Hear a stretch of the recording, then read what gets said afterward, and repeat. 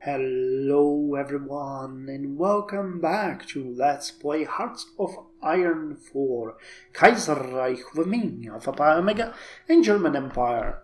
So, in the last episode we have decided to join the fight in Spain and the Civil War, and we joined the Conquest of Spain and immediately secured a foothold for them in the territories that they were losing by a push against the CNT5.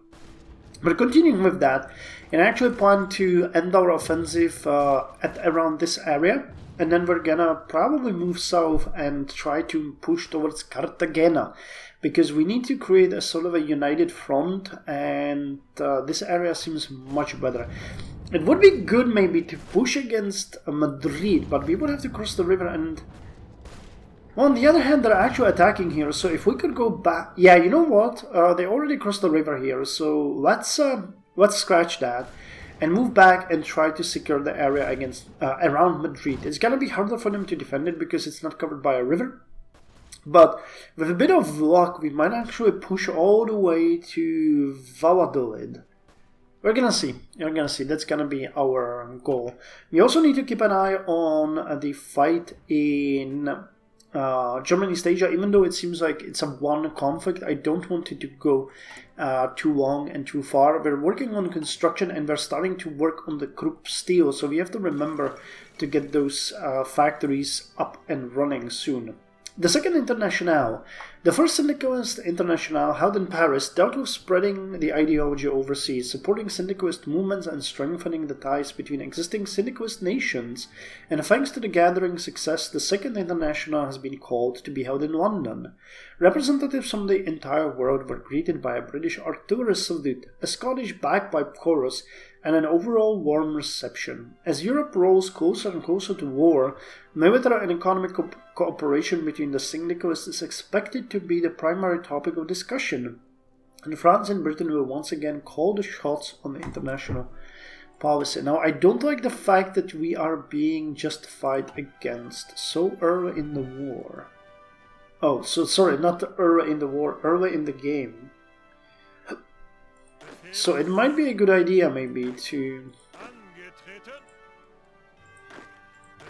take the armies here and actually put them on the border as we originally planned.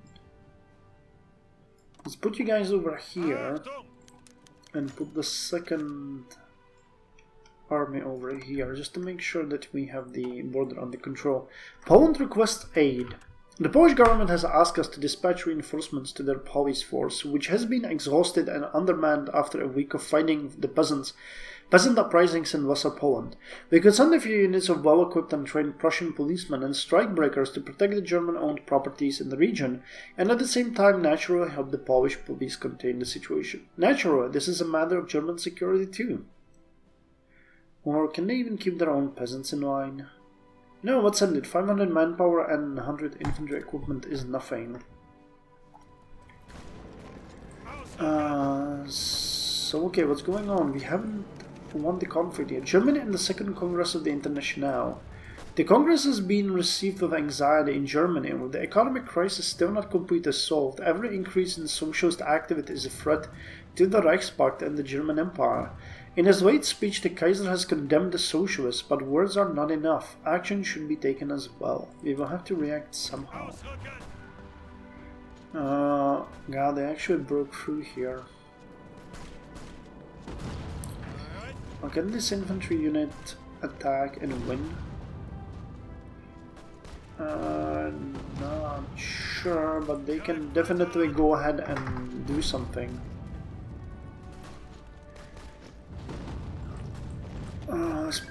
Mysore was next. Okay. So the Princely Federation is advancing. Madras and was it Travancore and Pondicherry, which is actually our colony, is the only territory that's independent anymore. Okay, we're being supported by attacking territories. No, I mean attacking Spanish units from the surrounding territories. But they got 2 divisions there now. An Austrian Oh, interesting. Austrian Empire declared war on Hungary. Okay. The Savoyard crisis resolved. So, this looks like Austria is going the way of dominance. By the, what's it called? End the dual rule. Okay. And crisis on the Danube. So let's start by the crisis on the Danube. During the Austro-Hungarian Ausgleich of 1947, the Austrians promised the autonomous state of their empire that the minorities in Transylvania would also receive autonomy. The Hungarians, however, were unwilling to oblige with the dismantlement of their state and privileges within the monarchy. In consequence, the Austrians have announced their intentions to both humiliate Hungary and liberate the Slovaks, Transylvanians, and Ruthenes by force, and already skirmishes have begun along the Austro-Hungarian border. Only time will tell the fate of the former dual monarchy. Well, and the Savoyard crisis resolved. A few days ago, a demand from the Commune of France was telegraphed to the Swiss government. Cede the province of Haute-Savoy under threat of armed coercion. The French characterized their demand as a need to end persecution. Okay. So that's this one, right? Upper Savoy. Persecution of the French population within the province. The Swiss government decided to avoid war and agreed, stating that a peaceful transfer of ownership was preferable to a bloodshed. This is a victory for the French government, which has already declared the reclamation of Haute-Savoy a victory for the world working class. Well, we will have to see what's gonna happen there. Okay, we need to repel this attack, and this attack, well, there is a number of allies attacking, but our units are really the only ones that are actually doing something, so let us support the attack now on the other armies. Yeah, this is gonna be much better. Okay, and our tanks have retreated. They're undersupplied here, so let's send you guys to this area, and we'll use you to cross the river here. No, actually we were pushed beyond the river completely. Okay, so let's use you to actually push them back up the river. Oh god, they actually broke through here.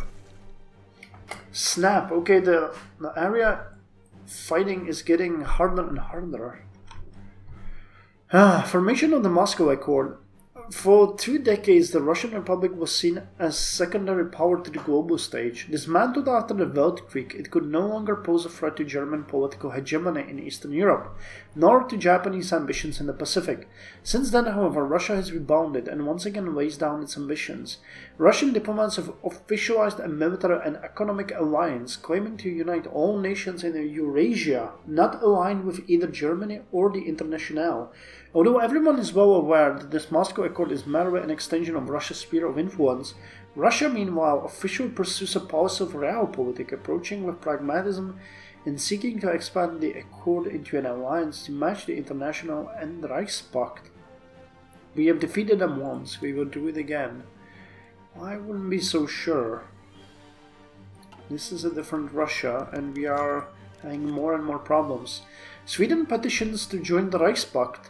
With heavy concern, Sweden has been watching as their Norwegian neighbors collapsed into syndicalism and started openly affiliating with the regimes in Paris and London.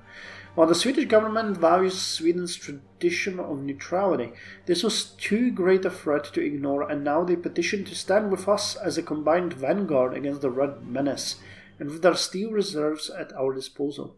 Welcome to the fight, Swedish brethren. Definitely. I mean, why the hell wouldn't we do that? So wait, we have expanded to Finland and Sweden. And Middle Africa has been saved. And most likely even the East Asia here. Yeah, the fight here though is not going well. That's something that I should mention. Okay, so our things here are actually repelling an attack. That's kind of funny.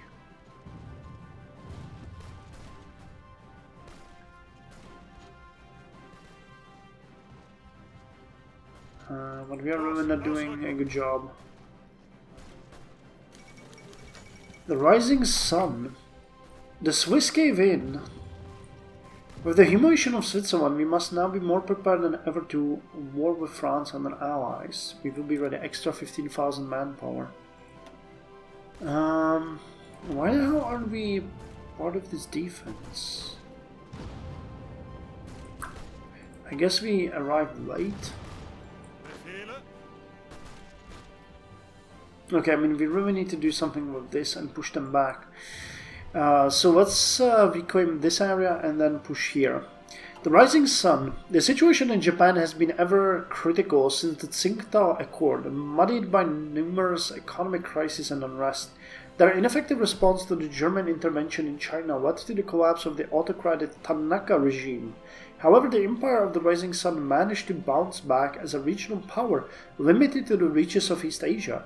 Today, Japanese leadership has announced a new plan to seize their spot amongst the great powers, by force if deemed necessary.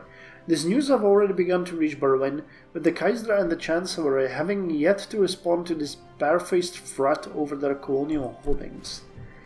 Oh god, I was hoping the Japanese would be our allies, and instead it seems like they are going to threaten us even there.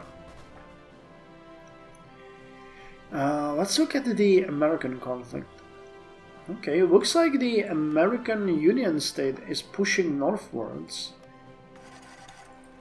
And if I'm not mistaken... Wait, who is pushing where? Ah, okay, so... The United States of America are actually pushing westwards, it seems. That's peculiar. Okay, so our tanks have actually been pushed out of there, but that's fine. I want you guys here and here, and we're gonna launch our own attack against these fools and push them out. Are we running? Yeah, we're running out of tanks. We need to definitely... Oh, this sucks. Well, we need to put the 2 new factories on heavy tank production. That's the only way we can actually advance here. And we're gonna finish this factory in Brandenburg, so that one is gonna go to heavy tanks as well. Prince of Federation took 2 states and annexed Madras. I'm kinda confused that we didn't get any information about this one. Do they have a focus tree? They do. No. No, they do. They do. The 1947 Dutch elections. The Netherlands... Okay, socially conservative. The Netherlands have traditionally been one of the most politically stable nations in Europe, and the Dutch people have for years been entrenched in their own institutional pillars, which have tended to undermine radical tendencies. Due to the economic chaos caused by the Netherlands' close ties to Germany and Middle Europe and the rise of far-left Red Front and nationalist VNH, the country's political situation is more tense than it has been in many years. The ruling CNA, an electoral bloc made up of conservative and confessional parties, won the elections with a tiny minority. Unwilling to rule alone, they invited the liberal LSP party into coalition. The country now has a distinctly centrist government that might be more willing to negotiate with the far left and right. It would be good to get them into our sphere of influence. By the way, with the fact that we have positioned our units, do you... Nope. Okay, no attrition is being taken, that's important. Okay, and our units, I think, an actual attack here. Yeah, I was thinking this is not gonna lead anywhere. Yeah, we need to wait for this attack to break. Okay, passive defense has been done, so let's continue with that. That's something that we will need to have up and running before the war breaks out. How far are you guys from breaking? Oh wow, you are really understaffed.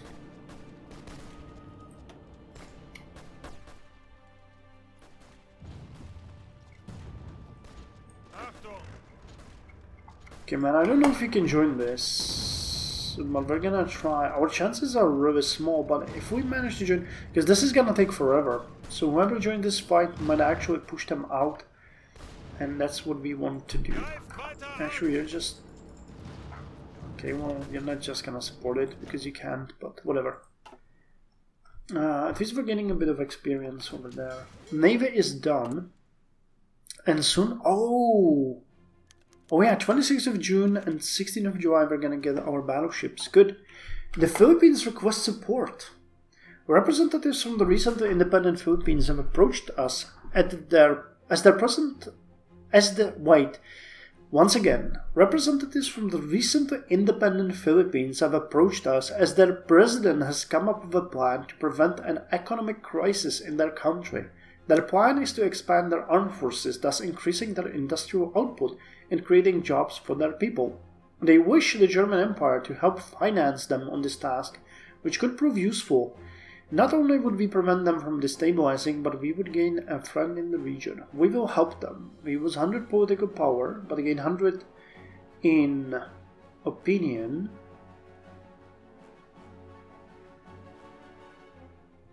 And we will be busy for further days with...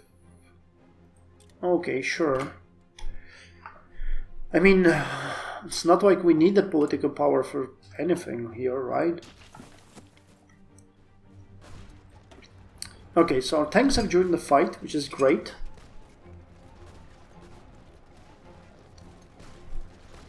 Just the one Panzer division is gonna storm over them. Yeah, we need to secure this border, and then we really need to push these guys back. I mean, at a certain point, these armies are just gonna deplete themselves. I mean, somehow. Travancore was next. And they capitulated. And we got Krupp Steel. Amazing. And we finished construction too. So now with Krupp Steel done, we can either go through artillery research, but we don't need that one, right? We need Zip 3. So we need to just go through Zip 1, Zip 2, and Zip 3, which is civilian construction. So Zip 1. Our heavy industry is in shambles, with many workers out of a job after their former employer were forced to submit to the crisis. Some of our leading economic researchers have proposed a plan for civil industrialization. Civil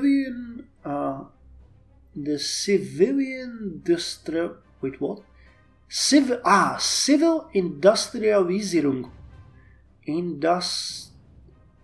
Industrialisierungsplan. Wow, that's a hard thing to pronounce. Civil Industrialisierungsplan to revitalize the civilian industrial core. Cool. And calm in the Rhineland. Nice, for the political power. With a number of prominent syndicalists out of the country, and I want to fight and hopefully die in foreign lands, tensions in our lands have decreased greatly about malign influence. The Rhineland is finally seeing some peace and quiet. For the political power.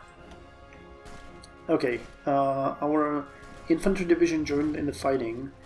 All we need to get now in is the last tank division, and we'll destroy these fools. And because we finished the construction 2... excavation 2, no, I don't think that's something that we want. We actually need to start improving our infantry, and this is gonna be good. We need to improve the defense of our units. So the Weltkrieg saw the introduction of some of the deadliest weapons known to man, such as the fearsome MG model 08-15. In the close confines of trench warfare, the once arcane mortar was brought back to relevance. Now, as we find ourselves watched by enemies such as the Commune of France, these weapons from Weltkrieg will be brought back into service. Okay. Well, let's reintroduce them to the fight.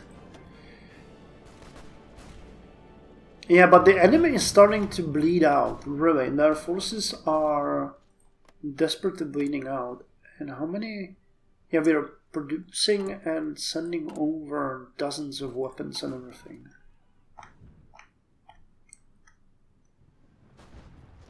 Okay, and they're still fighting with these guys. That's kind of interesting. And here they're pushing. Yep. Okay. How close are these guys to actually capitulating? Jesus Christ. German East Asia. Yeah, 96%. So once they get something like, yeah, this one is going to be the final nail in the coffin. Crisis over Koto. Ever since the independence of Panama from Spain, they have laid claim to over the Koto, a region in Panama's Chiriquí province along the Panamanian-Costa Rican border. In 1911, the Chief Justice of the U.S. Supreme Court, Edward D. White, was asked to arbitrate. He rendered his decision in 1914, but Panama did not accept it, alleging that it favored Costa Rica. Hostilities broke out in 1921 when Costa Rica invaded the area. Panama recaptured the area easily. The conflict spread, however, when Costa Rica moved into the province of Bocas del Toro. Fearing that its interests might be threatened, the United States forced Panama to accept the White decision. Well aware that the Americans are in no position to save Costa Rica once more, the Panama government has sent another ultimatum to San Jose demanding the extradition of the Koto region. Even though we have little reason to mingle in their small disputes, finding a peaceful resolution to the crisis will reaffirm our status as excellent negotiator and could force the Central American region back into submission. I think we are guaranteeing Costa Rica, so we need to get involved. Offer to sit down with Panama. Issue a warning to Panama. What's their forces like?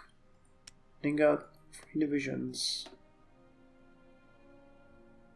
I mean, we're guaranteeing the independence of Costa Rica, so let's issue a warning to Panama. We are not going to let you attack someone very particular. Okay. So we finally pushed here, and now our units. I'm gonna leave the infantry unit here, but we need to send you guys back here. So wait, you guys are under attack, so let's send you into these 2 areas, and I'm gonna attack here. So with the 2 new factories, we are actually producing... Oh, we'll be producing 2 tanks per week. Way more, actually. Nearly 3 tanks per week. Especially with that extra factory. Okay, and finally, Indochina has been annexed. German East Asia took 2 states. Indochina has capitulated. And Erich Ludendorff has died. Even after his death was reported early this morning, Erich Ludendorff remains one of the most controversial people in recent German history. That's true. On the one hand, he was a hero of the Weltkrieg, the orchestrator of the German victory in 1919 fall of France. On the other hand, most Germans haven't forgotten the ensuing military dictatorship that only ended when Admiral von Tirpitz forced him to retire after the infamous Osthilfe scandal in 1924. Although Ludendorff still received some honors for his service, like his knighthood, the former quartermaster general mostly led a secluded life and his estate afterwards. Let's remember the genius, not the dictator. Oh, that's a good way to go. Okay. So after they have been pushed back across the river,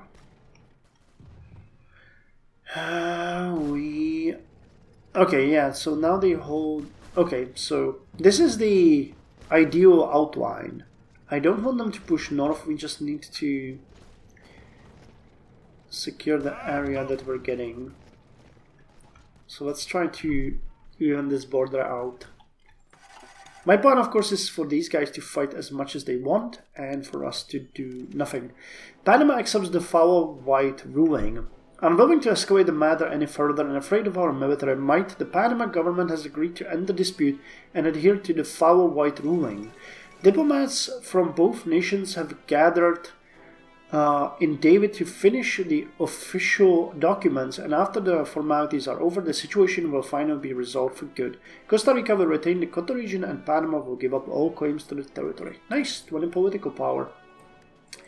The Indo-Chinese Revolution is defeated. Despite ferocious guerrilla warfare from the Viet Minh troops, the German army has managed to thwart the Viet Minh Revolution in Indochina.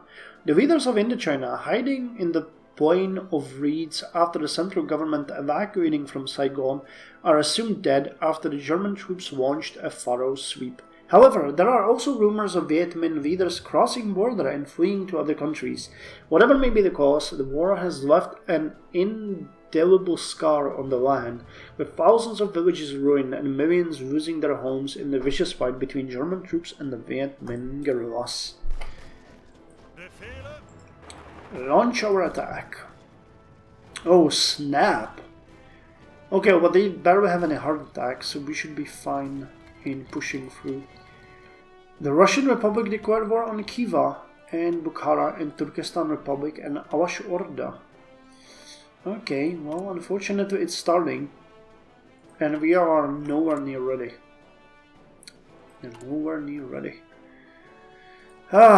Okay, but I think that new ship will be, okay, I think that's a good end to the episode. We're gonna get our first Tirpitz class battleship finished. The Black Desire, Icelandic independence. The small Atlantic island of Iceland has long been ruled by the kings of Denmark, coming under their control over 400 years ago. But recent events put this state of affairs at risk. The Black Monday and the Danish government's struggle to respond to the crisis, calls for complete independence continue to grow louder and louder until the government was forced to hold an independence referendum to determine the island's future. Now that the results are in, it seems that the pro-independence party has won, making Iceland Europe's newest republic.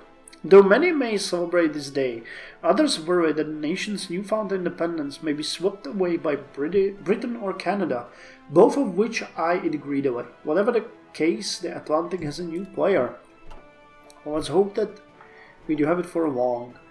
Ukraine requests recovery aid and the Black Dossier. Okay, let's start with the Black Dossier. A group of anonymous officers and administrators in Middle Africa have compiled documentation. A group of anonymous officers and administrators in Middle Africa have compiled documentation and evidence of illegal activity by Governor von Goering and presented it to the cabinet. The evidence, if proven true, is very serious. According to what the dossier alleges, Governor von Goering has been using the generous state budget we have provided him with to buy off politicians throughout the Reichspakt in order to secure support for his administration, as well as demanding state officials pay into a slush fund. Even more darkly, it alleges with less evidence that von Goering and his loyalists gather information for blackmail against his own employees, has been involved in the kidnapping and intimidation of journalists and even hiring assassins. A formal investigation must be conducted. This implicates some powerful men in Berlin, quietly buried. No, let's investigate. Goering was a monster, and I'm interested in seeing how this is gonna be handled in here. Because he is a monster in every single timeline. Ukraine requests recovery aid. The Ukrainian government has asked us for a relatively substantial loan, which they wish to use for the electrification of the poorest grain growers. One of our major Reichspakt allies and the bastion of our Ostwall against the Russian resurgence, Ukraine's situation is already incredibly unstable, in part due to our protectionist measures during Black Week that proved detrimental to Ukrainian agriculture. Very well, grant them the money. But who cares about Ukraine? No, grant them the money. Consumer goods factories 5. And it's killing our production. But I mean, we're moving on our economy. We're moving our economy to a better place. And Ukraine is one of our allies. A new governor. With von Goering gone. Oh wow, we actually got rid of him, huh? We must elect a new governor. While he is disgraced, there is still hope for a new colonial regime to bring order to the colony. Or perhaps the old ways advocated by the Deutsche Kolonialgesellschaft are best. Or last, a reform may be the only way to prevent exactly this kind of behavior. The new colonial regime states, Gedevent an NKR governor, the old guard knows best, a DKG governor, reform is the new way forward, a reform governor. A new colonial regime to bring order to the colony.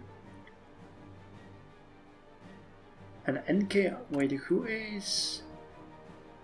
DKP is the old guard. DKG? No, wait, that's probably.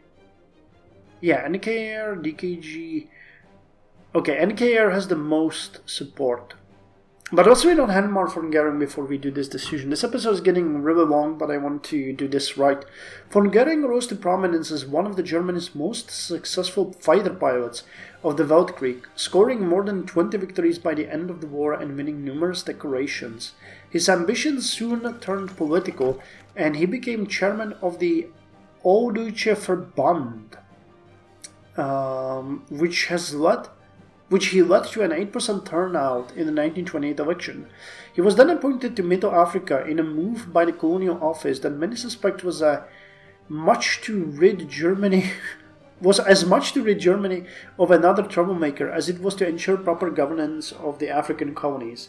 Von Goering, meanwhile, sees his appointment as a stepping stone and his ticket to claiming the chancellery after a successful term in the colonies. Well, goodbye. So new colonial regime stays. Okay, and we're gonna read all of this. Well, Hoffmann versus von Richthofen. An exciting day for the history of aviation. Manfred von Richthofen has accepted Louis Hoffmann's challenge.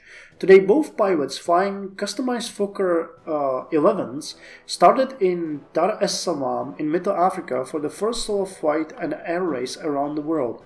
His Imperial Majesty has wished best luck and Godspeed to both pilots.